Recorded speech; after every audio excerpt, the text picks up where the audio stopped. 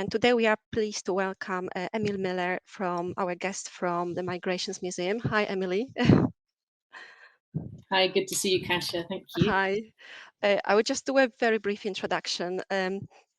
Emil is head of learning and partnership, and since joining the museum in 2013, she's grown the education program from scratch, reaching over 12,000 young people. And today she will share the journey of the Migration Museum, its evolving mission and theory of change, plus learning from the Migration Network. Okay, Emily, over to you. Thank you, Kasia. Great to see you all. So I was just, I work at the Migration Museum in London, and I thought I'd tell you a little bit today about our journey to set up a permanent migration museum for the UK, looking at our long history of immigration and emigration. But before I share a few slides, and I think then I disappear and the slides come. So I want to just kind of just work out if I can kind of interact with you in the chat for a little while. I was just thinking about Lord Mann and his keynote this morning. No, this afternoon, just now, in fact. And I think some of the words and phrases that really stuck out to me, because they connect so much with our mission at the Migration Museum and connect with, I think, all of us really, are about stories. And that's how we get to know each other, by the stories that we share about ourselves. He talked about migration from millennia back, and that's that long story that we're looking to tell about people on the move, and prosperity and poverty and climate as drivers. He talked about friends and having kind of social contact theory, about the fact that we get to know and understand others by the social contact that we have and the friendships that we make. And around all of us having discrimination and discriminatory tendencies inside ourselves, but really being able to acknowledge those and challenge those. And that's definitely something, a journey that we're on at the museum, that's for sure. I wonder if there's anyone can join in on the chat and just share any words or phrases that stuck out for them, that speak to them or their work, your work, in the chat here. If hopefully you're on table 2, the chat. So if that works, any words or phrases that spoke to you. Let me see. In the general chat. Hi, Emily. I think if you go back one arrow, that was from Liz. If you go back one arrow, you can join the table 2 chat. I hope. I'll just give that just one more minute. See if anyone has anything from Lord Mann's keynote that spoke to them.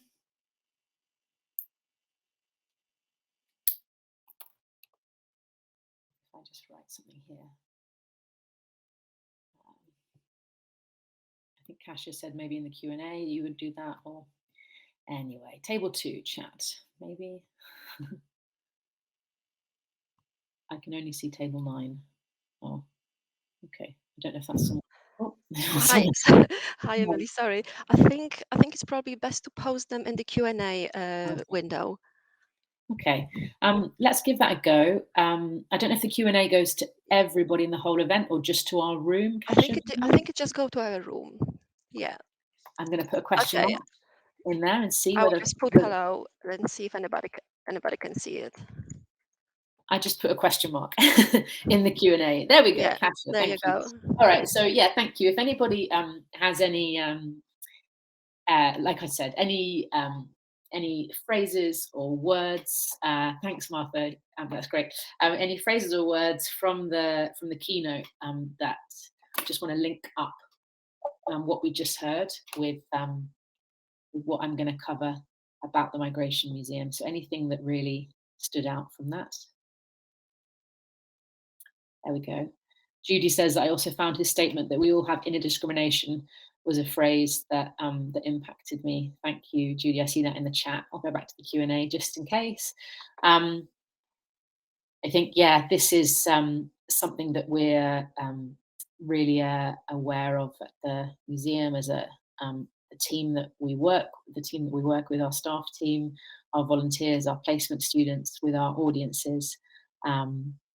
around, especially, you know, in the light of everything with Black Lives Matter, about that just being like upfront about the fact that we've all got questions, we all get things wrong, unintended actions or unintended kind of things. So it's definitely that I think, and it was from Jean-Paul Sartre. I feel like we've been struggling that as humans for a long, long time. Kasia talks about making friends with people who are different to us, and that celebrating. And I like the word, because we kind of way up at the Migration Museum around celebrating diversity and celebrating migration, because the kind of risk is that if you do that in a very simplistic way, that you can fail to show the nuance and the dark and the kind of and the grey areas around migration and integration and those themes. So be careful around kind of celebrating very simply, but actually he mentioned like enjoying difference and having that curiosity and that making friends with different people. And so those differences within differences within differences, Liz, layers and layers of nuance. And I've definitely learned never to assume that I'm gonna know what's going to come out of someone's mouth, be that a school child that I'm delivering a session with, or a visitor to the museum. We have various ideas about what different people, based on how they present, what their opinions, their political opinions, their stories, will be. And I really have to like challenge myself to be like, you just have to listen, because and go on that before you say anything, because often I'm often surprised and learn from that. So thanks for joining in there with some of the things that you picked up from Lord Mann's keynote. So I'm here to tell you a little bit about the Migration Museum. I'm going to share, I hope, my screen. Give me a second. 1 second. I want to just make sure it's on the right one. So hopefully, that's good. I think it won't. I worried that I wasn't going to be able to see. Now I can't see any of you. I wonder if I can do that just to make sure that you can see me. Can I just have a thumbs up? You can't. Thank you, Tech. All right. I think that should be all right if I go to that full screen and talk you through. I'm going to come out of it now and again so I can see if you've got questions or you've got comments or things I'm not making clear. So I work for the Migration Museum in London. We're a charity working to set up a national migration museum for the UK, a museum of all our stories. We believe that everybody has a migration story and connections to migration, to immigration, to emigration, and thinking about the Mayflower, obviously, and about that, the kind of mass emigration of British people over the centuries. And I'll come to that in just a moment, how we connect up with the themes of the conference today, particularly. So our mission is to create a moving and inspiring institution to reflect the central role that migration has always played, does play, and will always play in our national story and stories. We're working towards, we're trying to do our bit of the puzzle to create a society or encourage a society, I suppose, that owns and feels connected to and comfortable with that shared migration story as an essential part of British history, and not, as a threat or something new or alien. We provide a space where we can come together to reflect, explore, and have more reasoned conversations about migration.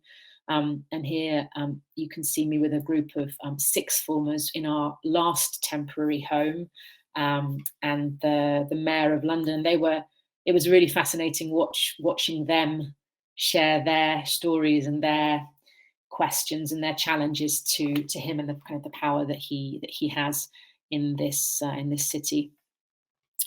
So the connection to Mayflower and the Wampanoag is our current exhibition, which, like the Wampanoag project, has been pushed back with Bassetlaw.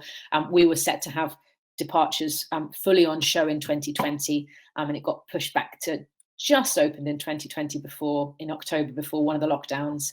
And so we've carried it on right the way through 2021, and it's just coming down as an exhibition week after next, so in the middle of February.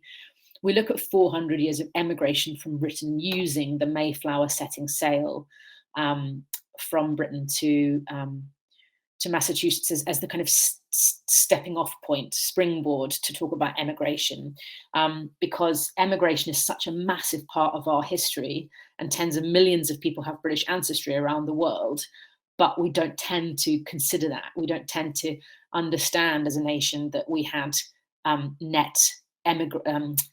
more people left Britain than that came and moved to Britain. Until the 1980s, we were a net exporter of people, if that makes sense, because we're so obsessed as a nation with immigration that we forget or never really challenge or kind of question our right to move wherever we want, and the power of that passport, at least until recently.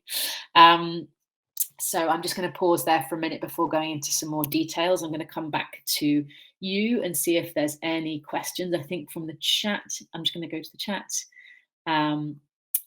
Any questions or comments about what I've covered so far? I'll just go to the Q&A to see. No? All right, hopefully all is clear.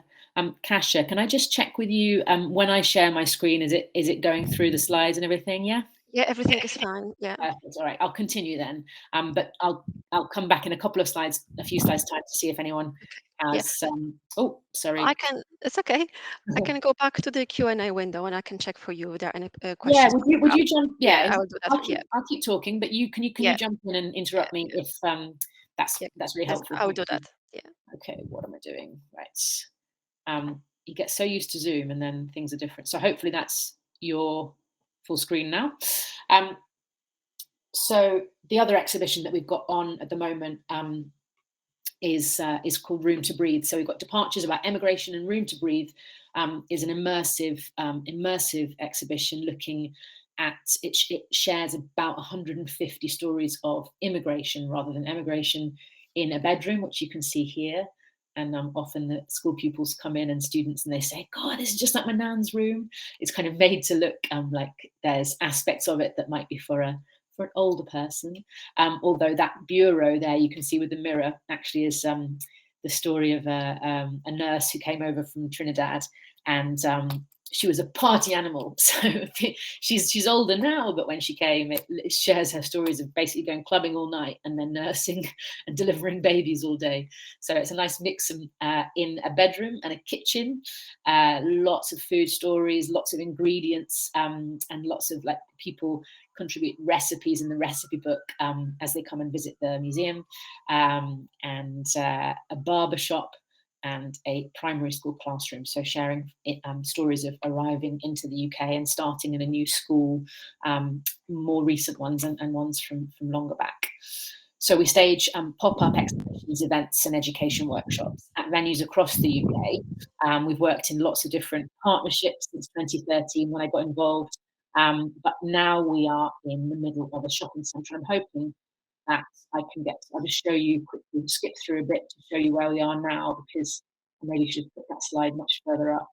This is where we are at the moment. So in 2020, in February 2020, before the pandemic was on the horizon for us, we opened in the middle of a busy shopping centre. So we moved from temporary home to temporary home, and right now we're in the middle of a busy southeast London shopping centre in Lewisham. And we occupy a former H&M, and if you can see, we're hosting these two pieces of the Berlin Wall and all the different discussions and kind of conversations they bring up, and what the street artists are trying to convey. If you look through those two pieces of the Berlin Wall, you can see the entrance to our space. It used to be an H&M, big space for us to have exhibitions, events, and our education program. Obviously, we've opened and closed a lot during the last 2 years with the pandemic, but that's where we're currently situated. So just to give you a sense of place, a museum in a mall opposite Starbucks next to TK Maxx. So hopefully not giving you too much whiplash. I'm just going to go back. Sorry. So our education program, which I oversee, we've seen thousands of pupils directly, and also done work in partnerships with different, multi-academy trusts and theatre companies and different ways of conveying what we're up to. But we work with primary schools and secondary schools and universities, and also visiting groups from abroad, obviously more before 2020, but lots of interest in migration history from groups from America, and other countries in Europe and further afield. So just to give a flavour really of what we do, I mentioned there's a classroom in Room to Breathe. Top left is 2 of those sixth formers I showed earlier, sitting at the primary school classroom, and on those blue exercise books it says share your stories of school, like share your memories, and there are some really moving stories that people share of their time in school. We've got a children's author on the right, Anjali Ralph, down below that, there's a group of Latina women of all generations from the local area when we used to be in just off the river in London and Lambeth, all stitching together, creating beautiful art. And on the left, that was when we popped up in the South Bank Centre for a few months in 2015 to 16. So yeah, we look at the long history of migration. We have a very immersive approach with strong focus on personal stories and a strong focus on interaction. I think I've already talked about the recipe book, where people fill in their family recipes from all over the world. The books, the exercise books in the classroom. As soon as you enter the museum, there's a chance to put your own migration story on a coloured disc, which I think I'll probably be able to show in a moment. And so there's lots of ways to leave your mark in the museum and leave your opinion and your experiences, anonymously or not. This is one of our events. We held a comedy event in the month that we opened in February 2020, with stand-up comedians from migrant and refugee backgrounds, which went really well. We've hosted sports tournaments, which you can see top right. That's a former Chelsea player. Sorry if any of you are fans of different clubs. We had a Windrush celebration day with Windrush elders, with the backdrop of a temporary exhibition we had all about the voices of Windrush elders. And the top left. Bottom left is Judge Rinder coming to speak about his Jewish ancestry at a family history day, and bottom right is also a family history day where people had a chance to work with the National Trust, the National Archives, the Black Cultural Archives, and kind of look and learn about how to go about mapping migration stories within family trees and ancestry. As I said, always a chance to leave your mark, leave your questions. Probably why I got you to add your questions and thoughts at the beginning before just talking at you, like I am now. We've got a whole piece in the museum about skin color, an art piece by a Brazilian artist called Humaneye, which looks at she's aiming to document every single skin, like Pantone skin color on the planet. And these are the conversations that began as a result of that piece. So is skin color something easy to talk about, is one question. Do you feel comfortable with your identity? Do you believe in countries, or is it just one world? Why is skin or race still such a big issue? And all of these questions kind of came up, and people were writing their own answers to questions and commenting on each other's answers in this kind of growing silent conversation on the wall just by that art piece. It's really a powerful way of just having a conversation with strangers over time. And it's just, really interesting that all of these questions and debates were happening before Black Lives Matter, when this came so much more to the fore again as well. Emily, sorry to interrupt. Would you be happy to take a couple of questions now? Yeah, of course. Let me come out and see. We have. There's a question from Liz Carney Marsh, who's asking, why do you think, as a society, we don't connect emigration with immigration? Yeah, I'll come to Liz's question. That's the challenge that we're on. We talk about emigration and immigration being two sides of a coin. Every immigrant obviously sets out as an emigrant, and the language we use to talk about emigration, in terms of prosperity, in terms of adventure, in terms of social mobility or new language, etc. The way that we would talk about leaving the UK, as I have, and lived abroad and spent time working and living abroad, such different kinds of language than we use about immigration, and so we're really trying to challenge that. And I think in history, throughout history, actually, emigration has been worried about or tried to be controlled by the government when it looked like, apparently, my colleague was telling me that Winston Churchill, when he was Prime Minister, used post Second World War, when people were leaving there was a trend to leave for South Africa, New Zealand, Australia, to my knowledge, to those kind of Commonwealth countries. There was apparently he said it's like rats leaving a sinking ship. So there was kind of attempts to control emigration, and then before that there was attempts to export all the poverty and problems through to Australia and to other countries through the child migrant scheme, and with convicts and that kind of system of transportation to Australia, Tasmania. So it's had different tone at different times, and I think with Brexit, the kind of mourning around the fact that young people don't have the chance to up and move to any European country like I had the chance to do when I was in my 20s. There's just lots of kind of it's lots of thinking about it, but we're definitely working. This Departures is our first attempt to really dig into emigration, and yet we're working towards a permanent home that really has both of those, emigration and immigration, as key parts of in the balance, really. And then Poppy, I can see, I hope that answered your question, Liz. Poppy says, such an interesting location, so being in the shopping centre. Do people just stumble across the museum? And if they do, what do they make of it? Yes, they definitely do stumble across us.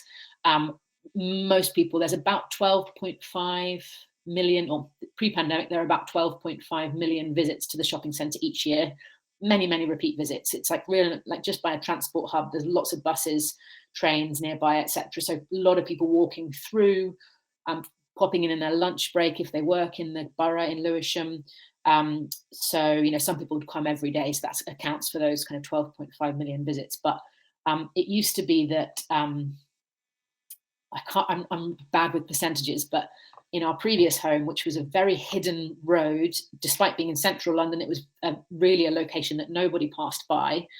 The massive majority of our visitors were destination visitors. They knew they were coming to find the Migration Museum, whereas now I think it's 87% of our visitors are passers-by, as in just popping in for sometimes like 5 minutes and then coming back next time at the weekend with their nan or whatever. So yeah, very much a place of high footfall and a place of people kind of popping their head in and saying, what's this? No one expects to find a museum in a shopping centre. So yeah, it's definitely, we love being there. And a key criticism levelled at us previously, because we were in our last home for 2.5 years, the Hidden Street. Lots of people said, how can you ever really test whether there's appetite in the UK for a migration museum when you're in a place where everyone who comes to you wants to come to you, like has probably those like liberal views about migration or feels connected to migration already. So yeah, that now being in the middle of a shopping centre just means that we can genuinely test that. And Liz, has the change between destination to drop-in visitors changed the way you interpret your stories? Yes, it's having an impact definitely on the way we do things, the way we, I suppose, package things. With excuse me, we had the idea for Departures before we moved into the shopping centre. So we made it fit. It's laid out like an airport departure lounge, with each of the gates being a different reason for emigration. We had that idea before we knew we'd be in the shopping centre, whereas we're just about to, in April, open a fully new exhibition about migrant entrepreneurship called Taking Care of Business. And that exhibition is being planned fully with our current home in mind, if that makes sense. It's being designed for that space specifically and for our current visitors, and to test out new ideas in the shopping centre home.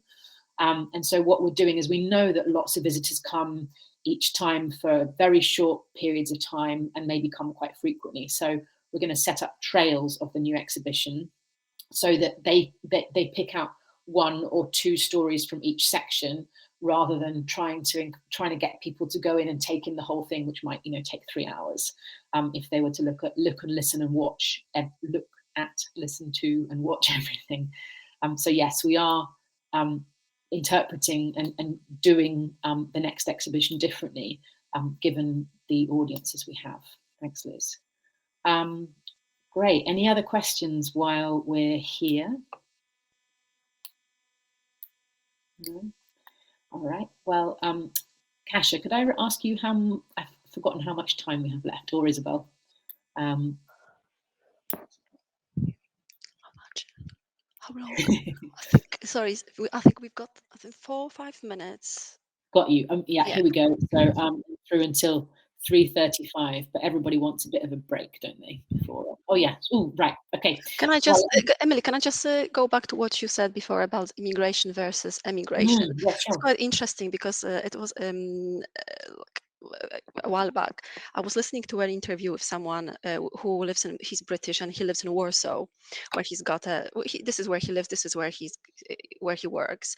And he said it's quite interesting because people say because he's British and he moved to Poland, people say that he's an expat. But he said, when my colleague Piotr, who is Polish, goes to London and he works in London, they say he's an immigrant. Or immigrant. Yeah. So I've never, because I wasn't born in the UK. I'm actually Polish, but I thought, well, I actually never thought about it, that there is like a different vocabulary depending on where you come from or where you go or where you live.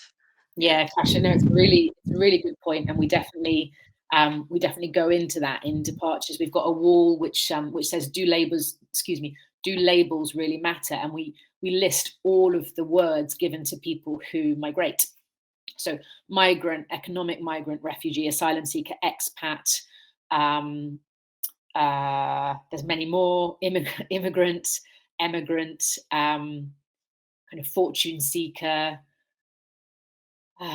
There are other labels. Those are the ones that are kind of coming to my mind. But yeah, always that division between an expat, expatriate, the Latin, and the kind of elite reference to that. And it's generally, well, not generally, it's often connected to skin color and language, compared to then when people come to the UK, then labeled differently. And there's lots to be said about that debate. Yeah. Well, I will I want to finish by talking about, I don't think I need to show a screen for it, but I want to finish by talking about the Migration Network, because that's another key part of my job, and something that I love about the Migration Museum is that so as you know, we're in London and we have aspirations to create the Migration Museum, the permanent home in London, for lots of different reasons. But the Migration Network is really a very national network, where we bring together people working on migration and related themes. And that's how I came across the work at Bassetlaw, because they featured as part of the event that we held in November that was for the Midlands. So we had lots of people working in museums and galleries in the culture sector and charities across the Midlands presenting at a day a little bit like this, a kind of knowledge and experience sharing day, case studies, discussion groups, Q&A, around the themes of migration and intersecting themes. So we're doing 7 of those events, geographically based at the moment. We've done 5 and we have 2 left, one for the east of England in March 2022 and one for Scotland in April 2022. And you can find out all about that on the network page of our museum, which I think I should be able to just put here very quickly in the Q&A, maybe is best. Give me a second. So you're very welcome to come along, even if you're not based or working in those regions or nations. You're very welcome to come and join in, see how that works, and also help shape what comes with the network next. Because I think what we're going to do, I'll put it here. There we go. It's in the Q&A, which is, sorry, that's not probably the best place for it, but I think a lot of you are on that section. So there we go. The idea for the next part of the network is that we do more theme-based events. So looking at, for example, how museums and galleries can ethically and sustainably work with asylum seeker refugee groups, or how museums and galleries can put on exhibitions about how to keep the long history of immigration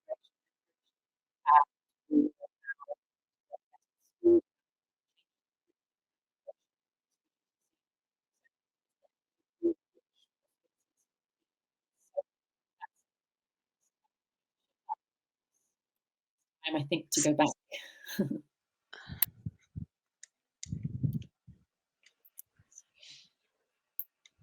Sorry, Emily, I didn't quite catch the last part because I couldn't hear you at all. I'm not sure if I was the only one in the group.